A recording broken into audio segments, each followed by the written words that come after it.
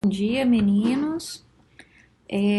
Na aula de hoje, a gente vai falar sobre um reino diferente do reino Monera, diferente do reino Protista, que é o reino Fungi.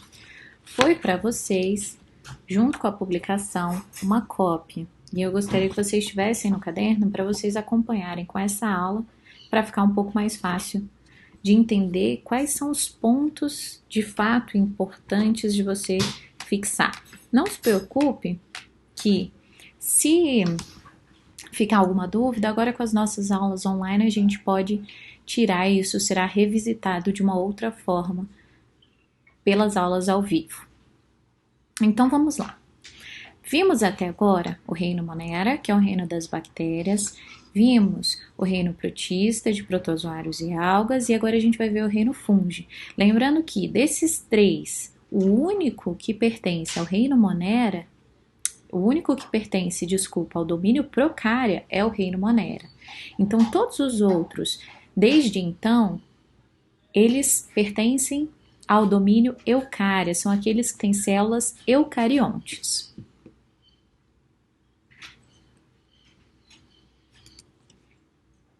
Então vamos lá. Quando a gente fala do reino fungi, a gente vai falar do reino que agrupa organismos conhecidos como fungos. Assim como os integrantes do reino protista e todos os outros integrantes de reinos que a gente vai ver em sequência, todos eles são eucariontes. Só que eles podem ser tanto unicelulares, formados por uma única célula, como as leveduras que são usadas na produção de pães, quanto pluricelulares, formados por milhares de células. Uma característica curiosa é, durante muitos anos, os cientistas que classificavam os seres vivos, classificavam os fungos junto com as plantas. Eu tenho até um livro chamado Se Não Fugir é Planta, porque era assim que eles classificavam antes. Se mexia é animal, se não se mexe é planta. Só que as plantas, assim como as algas, elas são autótrofas e existe uma grande diferença em relação aos fungos. Os fungos, eles não são capazes de produzir o próprio alimento. Eles, como nós, são heterótrofos. Então a gente chama eles de aclorofilados porque eles não têm clorofila, eles não têm capacidade de produzir o próprio alimento por meio da fotossíntese. E se eles se alimentam de outros seres vivos, eu posso classificá-los quanto ao tipo de alimento que eles consomem. Posso classificá-los em biotróficos, se eles se alimentam de matéria orgânica viva, como por exemplo, fungos parasitas, aqueles que causam micose, aqueles que causam chulé. Fungos saprófitos, aqueles que se alimentam de matéria orgânica morta, então são os fungos decompositores, como a gente vê nessa imagem aqui. E ainda existem aqueles que são mutualistas, simbióticos, ou seja, eles se associam a outro grupo, a outra espécie, e ambos se beneficiam dessa relação, como é o caso dos líquens e das micorrizas. Os fungos, eles conseguem se estabelecer em praticamente todos os tipos de ambientes do planeta, seja terrestres, seja aquáticos, mas em geral eles preferem ambientes escuros, então não expostos ao sol, e ambientes úmidos. Aqui em casa mesmo, a gente não tem muita exposição ao sol direta e a gente tem muito problema com os fungos. Os fungos pluricelulares, ou seja, aqueles formados por várias células, eles vão ser formados como se fosse por cordões. Esse jaleco, inclusive, ele é formado por vários fios. Se você olhar para a sua roupa, é a mesma coisa. Esses fios, no caso dos fungos, são conjuntos de células chamadas de hifas. Então, a hifas são células como pérolas de um colar, grudadas umas nas outras, formando um filamento de células. Isso são hifas. E quando as hifas se emaranham umas nas outras, aí a gente tem como se fosse um tecido. Então aqui a gente vê tipos de hifas diferentes. Hifas que compartilham uma mesma membrana plasmática e hifas que mantêm membranas plasmáticas entre as células. Mas quando elas se juntam e, como as linhas de uma roupa formam o tecido, quando as hifas se juntam, elas formam aquilo chamado de micélio. Então, Nessa imagem, a gente vê que um fungo pluricelular ele é formado por vários filamentos de células, por várias hifas, e o conjunto dessas hifas a gente chama de micélio. E existem dois tipos de micélios. Aquele micélio que ajuda a fixar no solo, chamado de micélio vegetativo, ele vai ter a função parecida com a da raiz. Cuidado, não é raiz, porque não é planta. Então, ele se fixa no substrato, imagina um fungo crescendo no tronco de uma árvore. Esse micélio vegetativo vai segurar o fungo no tronco e é por ele que ele vai conseguir absorver o alimento. Porque os fungos, eles se alimentam por absorção. Como assim? Eles vão liberar substâncias digestivas que vão corroer aquilo que eles estão em cima, seja um fruto, seja o que for, e aí eles absorvem essa pasta produzida depois da ação desses componentes digestivos. Nessa parte de cima, que é a parte que a gente de fato enxerga, a gente vê um micélio chamado de micélio reprodutivo. Então, aquilo que a gente olha nessa imagem, na verdade, é só uma parte do fungo. E esse micélio reprodutivo, ele é responsável pela produção de células especiais, chamadas de esporos. Os esporos são como se fossem células bastante resistentes. Então, são células que vão conseguir sobreviver por muito tempo, só esperando uma chance para conseguir se multiplicar e gerar um novo fungo pluricelular. Os fungos, eles são importantes de ser estudados porque junto com as bactérias, eles são essenciais em qualquer tipo de ecossistema porque eles fazem a função da decomposição. Então, os fungos, junto com bactérias decompositoras, são aqueles capazes de quebrar aquilo que a maior parte dos seres vivos não consegue quebrar, que é a parede celular de alguns tipos de seres vivos, como quitina, como celulose. Alguns conseguem quebrar proteínas mais resistentes. Então, os fungos e essas bactérias decompositoras que são capazes de fazer isso. Nessa imagem aqui, a gente vê um dos maiores seres vivos que tem nessa floresta. Isso porque, apesar dessas árvores atrás parecerem tão grandes, esse fungo não se resume ao corpo reprodutivo.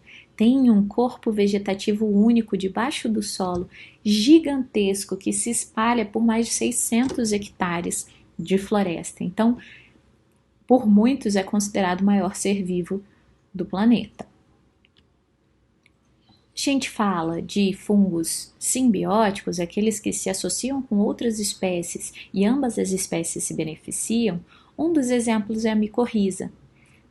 Quando a gente usa o prefixo mico, quer dizer fungo, risas de raízes. Então, fungos são associados a raízes de plantas quando a gente fala de micorrizas. Então, repara aqui. Nessas duas imagens, a gente vê uma espécie sem fungos nas raízes e uma outra com os fungos nas raízes. Em qual das duas imagens você acha que a planta vai conseguir maior acesso à água? Em qual das duas imagens você acha que ela vai conseguir absorver mais nutrientes do solo? Naquela em que a raiz aparenta ser maior. E ela só aparenta ser maior. O tamanho da raiz é a mesma. Então, o que são esses prolongamentos? Fungos, hifas de fungos. E assim a planta consegue absorver mais água, ela consegue absorver mais nutrientes do solo e, em troca, ela dá alimento para esses fungos. Os líquens são outras associações, outro exemplo de associação simbiótica que é muito comum nas árvores aqui do nosso quadradinho, do nosso DF. Talvez você já tenha visto algo parecido com isso aqui no tronco das árvores enquanto você caminha. Eu mesmo olho pela janela e eu já consigo ver vários líquens. E os líquens são associações entre fungos e algas, algas que são integrantes do reino protista. Então, se na micorriza é fungo e raiz de planta, aqui é fungo e alga. Se você reparar nessa imagem vista aqui a microscópio, você consegue perceber a célula da alga, que é uma célula verde, que tem clorofila, e as hifas dos fungos, como se fossem abraçando essa alga. Bom, o que a alga dá para o fungo me parece um pouco óbvio, porque a alga produz o próprio alimento e ela alimenta tanto a si quanto ao fungo. Mas o fungo, em troca, faz com que a alga consiga sobreviver fora do ambiente natural dela, que é a água. Então, como é que uma alga sobrevive fora d'água? Como é que uma alga sobrevive no tronco de uma árvore? Quando ela está associada aos fungos. Se você separa a alga do fungo, no caso dos líquens, nenhum dos dois sobrevive. Quando a gente fala da reprodução dos fungos, eles, independente de ser uma reprodução com variação, reprodução sexuada, ou uma reprodução sem variação, uma reprodução assexuada, todas elas precisam utilizar esporos, que são células bem pequenininhas, geralmente menores do que a célula do próprio fungo, e elas têm uma camada protetora ao redor da membrana plasmática bastante rígida, deixando essa célula bastante protegida contra os diferentes tipos de ambientes. Então, num caso de uma reprodução assexuada, desses esporos vão crescer fungos, que vão produzir outros esporos, que vão crescer novos fungos. No caso da reprodução sexuada, um esporo vai se juntar, vai dar origem a um novo fungo, e esse fungo vai formar uma hifa, em que uma célula vai sobrepor a célula de um outro fungo. E quando as células se juntam, mistura DNA, e se há mistura de DNA, é uma reprodução sexuada, forma-se uma célula distinta que vai crescer, vai produzir os esporos e vai tudo começar de novo. Não precisa se preocupar tanto com os detalhes de cada uma das etapas da reprodução dos fungos, porque eu estou explicando mais como uma curiosidade, porque é de fato um conteúdo necessário para o 7º ano. Ele vai ser aprofundado lá no 2º ano do ensino médio. Existem 3 grupos de fungos pluricelulares bastante comuns: os zigomicetos, os ascomicetos e os basidiomicetos. Os zigomicetos são aqueles fungos que a gente chama comumente de bolor de pão. Então, aqueles fungos que aparecem no pão, que a gente deixa dentro do plástico e esquece dele, principalmente nessa época de chuva, são os zigomicetos que aparecem no pão. E eles podem se reproduzir tanto de forma assexuada quanto de forma sexuada. Não vou entrar em detalhes de cada uma dessas imagens, porque não há necessidade ainda. Então, queria mostrar apenas como uma curiosidade. Em relação aos ascomicetos, eles vão ter o corpo vegetativo, o corpo reprodutivo, que também é chamado de corpo de frutificação, num formato específico. É como se eles tivessem um formato de taça, tá vendo? Esse formato de taça é chamado de asco. E é por isso que eles são chamados de ascomicetos. E assim como os zigomicetos também podem se reproduzir de forma assexuada, quanto de forma sexuada. Os fungos mais comuns no nosso dia a dia são os basidiomicetos. Os basidiomicetos, diferente dos ascomicetos, eles vão ter um corpo de frutificação em formato de chapéu. Então a gente vê claramente nessa imagem aqui e nessa ilustração. Os basidiomicetos, assim como os outros, também podem ser produzidos tanto de forma assexuada quanto de forma sexuada, mas em geral eles fazem uma reprodução com variação. O que é importante da gente chamar atenção aqui? A gente consome na nossa alimentação vários tipos de basidiomicetos, como é o caso do champignon, do shiitake, do shimeji, do cogumelo Paris, que são cogumelos que fazem parte da nossa alimentação e são cogumelos bastante gostosos. Só que a gente tem que tomar cuidado. Alguns fungos são capazes de produzir toxinas. Então, olha para essa imagem aqui. Esse fungo, que é a casa dos Smurfs, que é um fungo que é bastante vermelho, com pontinhos amarelos, são fungos que produzem toxinas. E existem 2 tipos de fungos vermelhos com bolinhas brancas. Um fungo que a toxina causa alucinações e um outro fungo que a toxina pode causar a morte de quem consumir. Então, tem muitos seres humanos que, de forma inadequada, consomem fungos alucinógenos de forma recreativa, podem se dar muito mal ao confundir esses fungos que são tão parecidos. Em geral, tanto animais quanto fungos que tiverem uma coloração muito forte, uma coloração como um azul brilhante, como um vermelho chamativo, um amarelo, eles geralmente são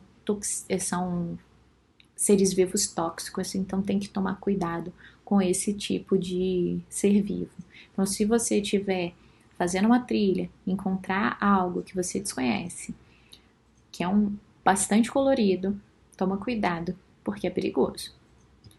Galera, em relação aos fungos, era só isso que eu tinha para falar para vocês. É um reino bastante curtinho. O que você precisa saber são as características gerais, então foca bastante na hora de estudar naquilo que está na sua cópia. E na aula online a gente revisita esses assuntos, certo?